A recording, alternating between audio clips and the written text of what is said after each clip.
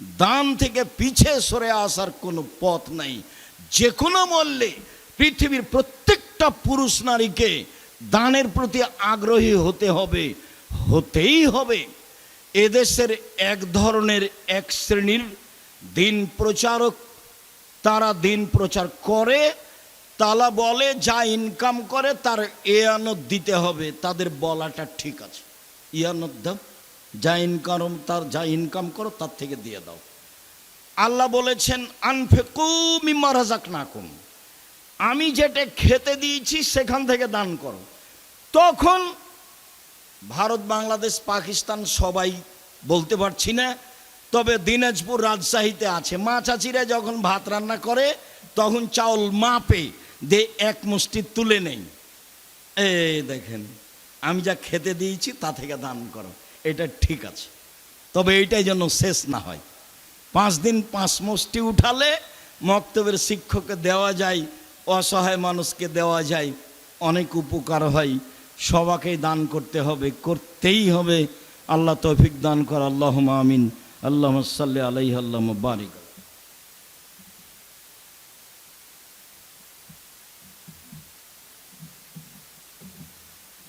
আলহামদুলিল্লাহ ওয়াহদা ওয়াসসালাতু ওয়াসসালামু আলা মান লা নাবিয়্যা বা'দা।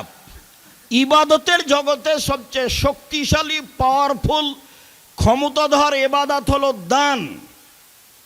আনাস রাদিয়াল্লাহু তাআলা আনহু বলেন, রাসূল সাল্লাল্লাহু আলাইহি সাল্লাম বলেছেন, ইন্না সাদকাতা সিররে তুতফিউ গাযাবার রাব্বি, নিশ্চয় গোপন দান আল্লাহর রাগকে মিটিয়ে দেয়। ক্ষমতা, গোপনে দান করলেন, এসে বললেন জামিয়া সালাফে তেঘরা বিরল দিনাজপুরের প্রধান শিক্ষক বা কোনো একজন দায়িত্বশীলকে যে আমি 2 লাখ টাকা দিয়ে গেলাম, মসজিদে কাজে লাগাবেন, কোনো কথা নেই। এ দিয়ে আল্লাহর উপরে, আল্লাহ আপনার উপরে যে বিষয়ে অসন্তুষ্ট ছিলেন সব মিটে যাবে, এর ক্ষমতা। আমি এ কথা বলিনি, এই কথা মুহাম্মদ সাল্লাল্লাহু আলাইহি সাল্লাম বলেন। উকবা ইবনে আমের রাদিয়াল্লাহু তাআলা আনহু বলেন, রাসূল সাল্লাল্লাহু আলাইহি সাল্লাম বলেছেন, ইন্না সাদকাতা তুতফিউ আন আহলিহা হারাল কুবুরে, নিশ্চয় দান যার নামে করা হয় ওর কবরের শাস্তি বন্ধ হয়ে যায়, হবেই। ক্ষমতা, 10 বার উমরা করেন, প্রতি মাসে 2 বার করে করেন, আপনি আপনার মৃত মায়ের 1 পয়সা উপকার করতে পারবেন না। হজ করেন প্রতি বছর, আপনার বাপের কোনো উপকার করতে পারবেন না। এই যে মানুষ নিয়মিত হজ উমরায় যাচ্ছে, এটা কিছুটা ফ্যাশন হয়ে গেছে। এই টাকা তার লোক দেখানো হতে পারে, তার জন্য কল্যাণও হতে পারে। এইটা যদি দান করে তাহলে যার নামে করবে তার উপরে ক্ষমতা প্রয়োগ করবে ব্যতিক্রমভাবে, কবরের শাস্তি বন্ধ। এ কথা আমি বলিনি, এ কথা মুহাম্মদ সাল্লাল্লাহু আলাইহি সাল্লাম বলেন।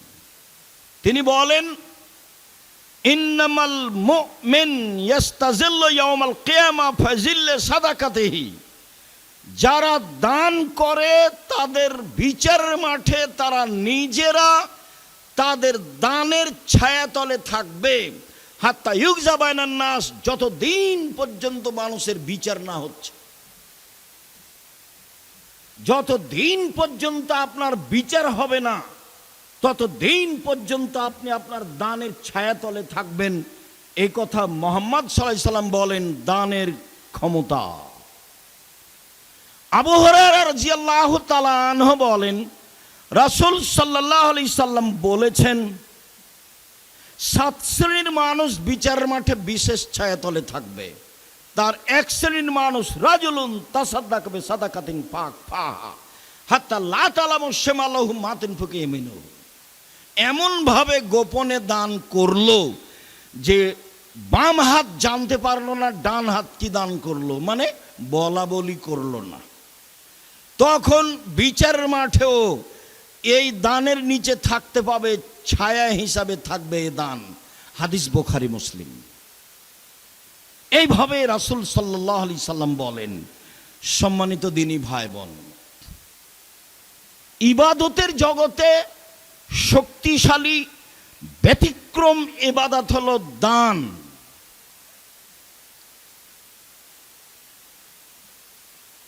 আদি ইবনে হাতেম রাদিয়াল্লাহু তাআলা আনহু বলেন, রাসূল সাল্লাল্লাহু আলাইহি ওয়াসাল্লাম বলেছেন, মা মিনকুম মিন আহাদিন ইল্লা সায়ুকাল্লিমুহু আল্লাহু তাআলা ইয়াউমাল কিয়ামা লাইসা বাইনাহু ওয়া বাইনাহু তারজুমান ওয়ালা হাজবুন ইয়াহজবুহু। বিচারের মাঠে যখন আপনার সাথে আল্লাহ মুখামুখি কথা বলবেন, তখন আপনার মাঝে আর আল্লাহর মাঝে কোনো দোভাষী থাকবে না। আপনি যা বলবেন আল্লাহ তা বুঝবেন, আল্লাহ যা বলবেন আপনি তা বুঝবেন। কোনো অন্তরাল থাকবে না, কোনো অন্তরাল নেই, একেবারে সামনাসামনি। ফায়ানজুরু আইমানা মিনহু, তখন আপনি সে ব্যক্তি তার ডান দিকে লক্ষ্য করবে। ফায়ারা মা কাদ্দামা মিন আমালিহি, তার জীবনের সব কর্ম দেখতে পাবে ডান দিকে। জুয়ার চুরি করিয়েন না, রাহাজানি করিয়েন না, দলীয় দাপট দেখিয়ে ক্ষমতা দেখিয়ে মানুষের অর্থ সম্পদ লুটিয়েন না, চাঁদাবাজি করিয়েন না, ভিক্ষা করে খান। চাঁদাবাজি করো কেন বেটা? জাতির জন্য বোঝা হয়ে গেলে কেন? মানুষের টাকা মেরে খাও কেন? জাতির জন্য বোঝা হয়ে গেলে কেন? জাতি কেন তোমাকে ঘৃণা করে, তোমাকে দেখলে থুতু ফেলে? কাপুরুষ, কাপুরুষের সন্তান কাপুরুষ জাতির জন্য বোঝা হলে কেন? চাঁদাবাজি করো কেন বেটা? ভিক্ষে করে খাও। ভিক্ষে করে খাবা কেন? দিনমজুরি করে খাও। দিনমজুরি করে খাবা কেন? ব্যবসা করে খাও। চকলেটের ব্যবসা করো, বাদাম বিক্রির ব্যবসা করো, সারাদিনে 300 টাকা ইনকাম হবে। চাঁদাবাজি করো কেন? জুয়াচুরি করো কেন? দাগাবাজি করো কেন? মানুষের ক্ষতি করো কেন? মানুষকে জেল হাজতে দাও কেন? মানুষকে অপমান করা কেন? মানুষকে ক্ষমতা দেখাও কেন? দলীয় দাপট দেখাও কেন? কেন বলো? কাপুরুষের সন্তান কাপুরুষ কেন বলবা তুমি? যে ওরা খেয়েছে 16 বছর, আমরা খাবো না এখন, এ কথা বলো কেন? শরম হয় না তোমার? লজ্জা হয় না তোমার? হায়া হয় না তোমার? জাতির জন্য বোঝা তুমি। কি করতে পারো তুমি জাতির? কি করতে পারো? কি করতে পারো তুমি জাতির? জাতির ক্ষতি করতে পারো? তোমার বাপ ভালো মানুষ নয়, তোমার মা ভালো মানুষ নয়, নিলে তোমার অবস্থা এমন কেন? তোমার জন্য তোমার বাপ মা একটু কল্যাণ চায় না কেন? তুমি জাতির কাছে বোঝা কেন? কে বলেছে তুমি ভালো? তোমার বাপ মা শুধু প্রশংসা করে যে আমার ছেলে গোল্ডেন পেয়েছে, আমার ছেলে অমুক, তোমার ছেলে, আমার ছেলে তমুক, আমার ছেলে বড় ডাক্তার। তুমি তো বড় ডাক্তার, এই কথা আমি বুঝলাম। ওই কোম্পানির ওষুধ লিখো তুমি, যে কোম্পানি তোমাকে টাকা দিয়েছে। আমি তো বলিনি তোমাকে বড় ডাক্তার, কোনোদিন আমি বলিনি। আমি তা বলবো কেন?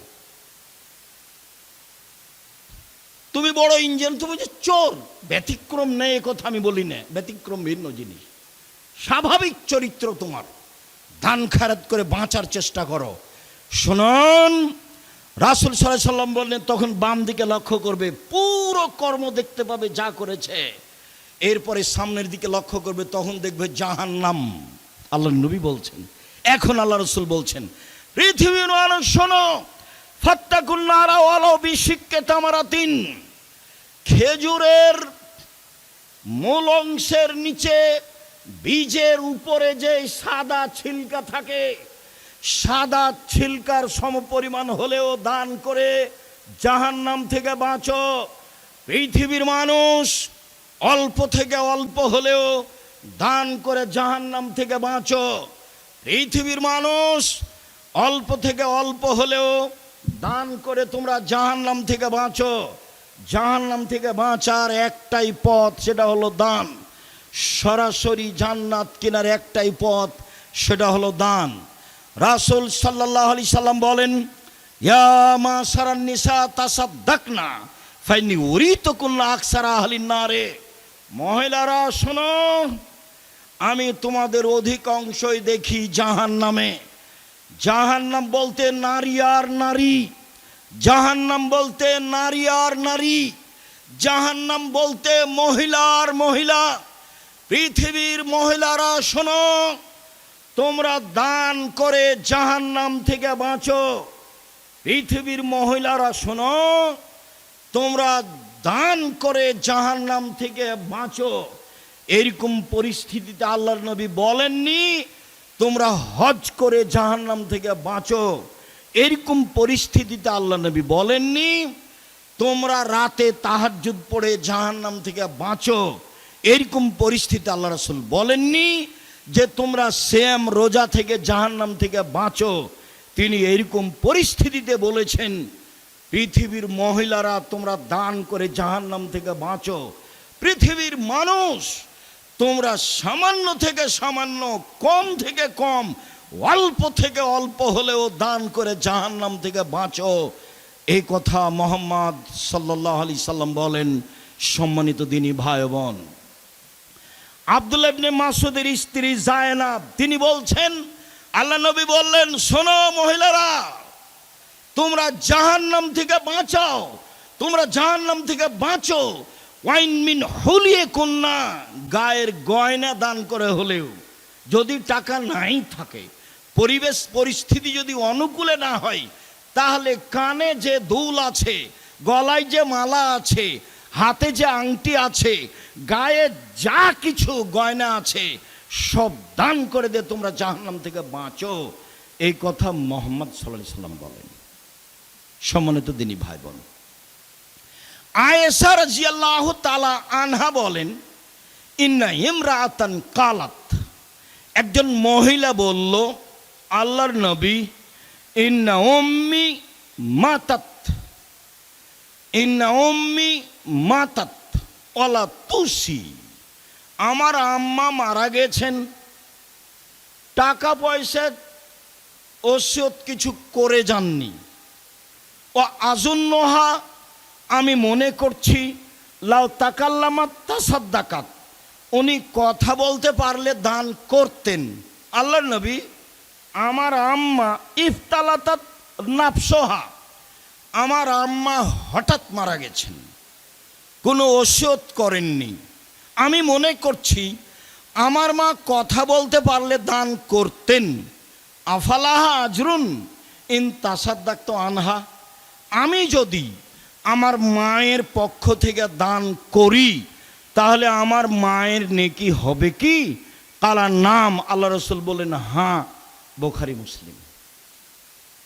কেন বলবেন যে আমার মায়ের নামে হজ করলে হবে কি, পাপ মিটবে?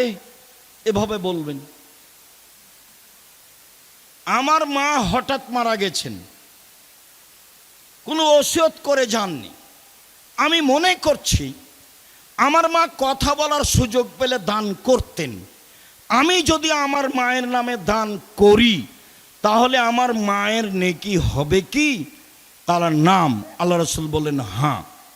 শুনুন, আবু হুরায়রা রাদিয়াল্লাহু তাআলা আনহু বলেন একজন লোক আল্লাহর নবীকে বলল ইন্না আবি মাতা ওয়া তারাকা মালান ওয়ালাম ইউসি, আমার আব্বা মারা গেছেন, অর্থ সম্পদ ছেড়ে গেছেন, কোনো ওসিয়ত করেননি। ফাল ইউকাফিরু আনহু ইন তাসাদ্দাকতু আনহু, আমি যদি আমার বাপের নামে দান করি তাহলে আমার বাপের পাপ মিটে যাবে কি? এবার হুবাহু, হাদিস মুসলিম। আমার পিতার নামে যদি দান করি আমার পিতার পাপ মিটে যাবে কি? কালা নাম, আল্লাহ রাসূল বলেন হ্যাঁ। হাদিস মুসলিম।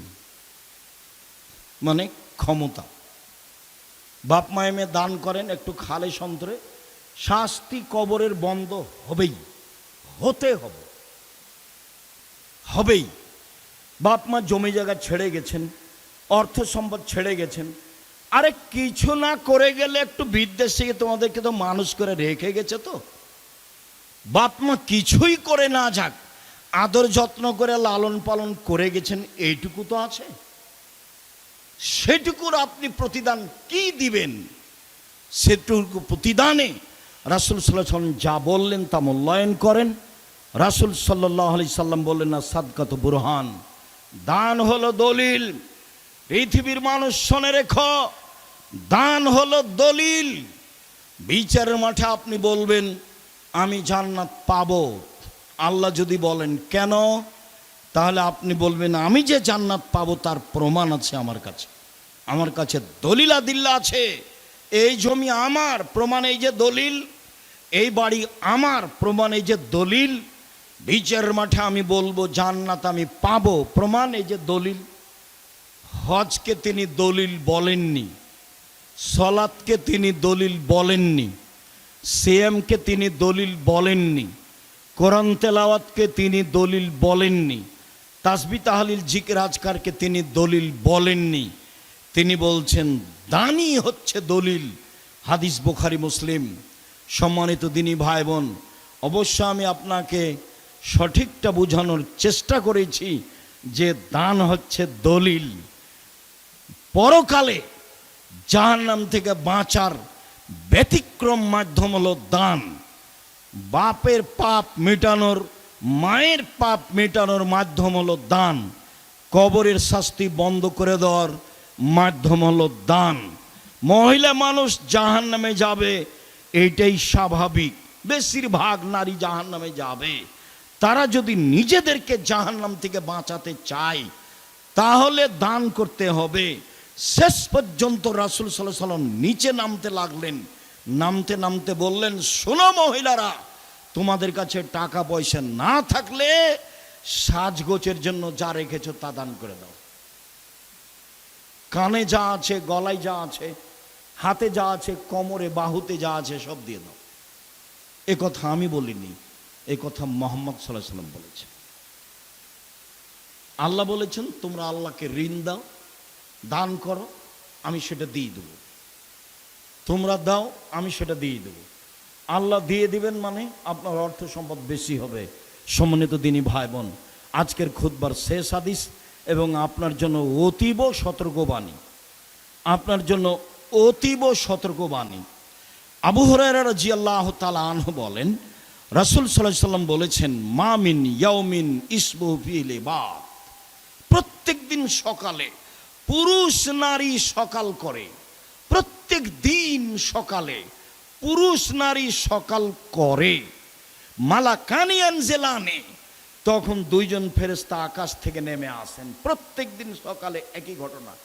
সারা পৃথিবীতে যেখানে যখন সকাল, আমার 10 ঘন্টা আগে, কারো 10 ঘন্টা পরে, পৃথিবীতে যেখানে যখন সকাল, তখন দুইজন ফেরেশতা নেমে আসেন। একজন বলেন, আল্লাহুম্মা আতে লিকুল্লি মুনফিকিন খালাফা, আল্লাহ যে যতটুকু দিল তুমি তার ততটুকু পূর্ণ করে দাও। দানে টাকা বাড়ে যে, ফেরেশতা বলছেন, হাদিস বুখারী মুসলিম।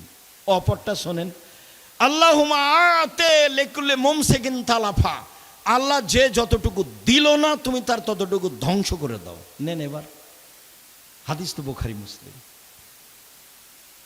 ধরেন সালাতের পরে ছেলেরা আপনাদের সামনে আসবে, তখন যদি এখন আপনি একটু ভালো অবস্থায় আছেন, কিছু দান করব, তখন মনটা খাটো হয়ে গেল।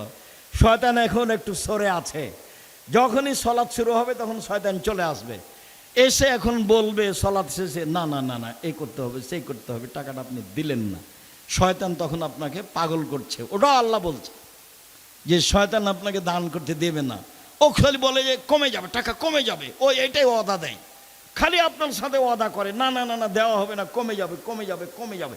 আল্লাহ বলছেন এভাবে যে শয়তান ওয়াদা করে। এখন আপনি দিলেন না, হাদিস বুখারী মুসলিম, টাকা ওই পরিমাণ ধ্বংস হবেই। তা আমাকে জানিয়ে ধ্বংস হবে না, আল্লাহ তার নিজের মতো ধ্বংস করবেন, তার নিজের মতো ধ্বংস করবেন। কিভাবে হতে পারে? বাড়ি যাচ্ছিলেন, হাত পা ভেঙে গেল, মেডিকেলে গেলেন, টাকা খরচ হয়ে গেল। কিভাবে হতে পারে? বাড়ি গিয়ে দেখছেন ভাগ্নিরা হাত ভেঙে গেছে, বোনে বলছে তাড়াতাড়ি টাকা দে 10,000, এই সমস্যা, এই যে হলো। কিভাবে হবে? যেটা খেয়ালই ছিল না, এক বন্ধু এসে বলছে চল আগে খাওয়া দাওয়া করি, তখন তুমি ঠিকই খরচ করে দিলে। এই যে ক্ষতি হবেই, ধ্বংস হবেই। হাদিস বুখারী মুসলিম, হতে হবে, এটা সতর্কবাণী। যখন কেউ চাইবে তখন ও ঘোড়ায় চড়ে থাক আর হাতিতে চড়ে থাক, চাইলে দিয়ে দিবেন যা অনুকূলে হয়, তার নাম এইভাবে। আর যদি নিজে থেকে দেন তাহলে পরহেজগার মানুষকে দিতে হবে, বিবেচনা করে দিতে হবে। দিনাজপুরে অনেক প্রতিষ্ঠান আছে জামিয়া সালাফিয়া আছে। এই দেশে সর্বপ্রথম সবচেয়ে বড় প্রতিষ্ঠান জামিয়া সালাফিয়া, আয়তনে বড় প্রতিষ্ঠান জামিয়া সালাফিয়া, ছাত্র সংখ্যায় বড় প্রতিষ্ঠান জামিয়া সালাফিয়া, শিক্ষক সংখ্যায় বড় প্রতিষ্ঠান জামিয়া সালাফিয়া, শিরক মুক্ত প্রতিষ্ঠান জামিয়া সালাফিয়া, বিদাত মুক্ত প্রতিষ্ঠান জামিয়া সালাফিয়া, দল মুক্ত প্রতিষ্ঠান জামিয়া সালাফিয়া, সংগঠন মুক্ত প্রতিষ্ঠান জামিয়া সালাফিয়া, হিংসা মুক্ত প্রতিষ্ঠান জামিয়া সালাফিয়া, জাতির ছেলে মেয়েকে শিরক থেকে বাঁচানোর, ঠাকুরের ঘাম থেকে বাঁচানোর এদেশে ব্যতিক্রম প্রতিষ্ঠান জামিয়া সালাফিয়া। আপনি জীবন বাজি রেখে জামিয়া সালাফিয়াকে যে কোনো মূল্যে মূল্যায়ন করবেন, এটা আমার আন্তরিক দাবি। আমি আব্দুর রাজ্জাক বিন ইউসুফ উত্তরবঙ্গের পুরুষ নারীকে বলে যাই, নেয়ামতকে ভুল বুঝবেন না। জামিয়া সালাফিয়া আপনার আল্লাহর পক্ষ থেকে দেওয়া নেয়ামত। বসে থেকে ভালোবেসে দান করে পরামর্শ দিয়ে যে কোনো মূল্যে মূল্যায়ন করার চেষ্টা করবেন। দেশের ব্যতিক্রম অমূল্য সম্পদ জামিয়া সালাফিয়া। রাসূল সাল্লাল্লাহু আলাইহি সাল্লাম বললেন, আল ইয়াদুল উলিয়া খায়রু মিন ইয়াদিস সুফলা, দেওয়া হাত ভালো নেওয়া হাতের চেয়ে, দেওয়া হাত ভালো নেওয়া হাতের চেয়ে। ছেলে মেয়েকে টাকা দিয়ে দান করা শিখাবেন, নিজে দান করতে শিখবেন, মানুষের কাছে হাত পাতবেন না কোনো সময়। সম্মানিত দিনী ভাই বোন, অসহায় ছেলেমেয়ের শিক্ষা প্রতিষ্ঠান জামিয়া সালাফিয়া, বিত্তশালীদের ছেলেমেয়ের শিক্ষা প্রতিষ্ঠান জামিয়া সালাফিয়া, সম্পদশালীদের ছেলেমেয়ের শিক্ষা প্রতিষ্ঠান জামিয়া সালাফিয়া। আমার মনে বড় স্বাদ, এই দেশের মাটিতে আমি উন্নত মানের প্রতিষ্ঠান গড়বই ইনশাআল্লাহ, যেখানে ছেলে মেয়ে বাংলা, ইংরেজি, আরবি উন্নত মানের শিক্ষা অর্জন করে জাতির অন্যায়ের বিরুদ্ধে লড়বে ইনশাআল্লাহ, যে কোনো মূল্যে, যে কোনো সময় আমি আপনার পাশে আছি আপনার ছেলে মেয়েকে ভালো থেকে ভালো মানের শিক্ষা দেওয়ার জন্য।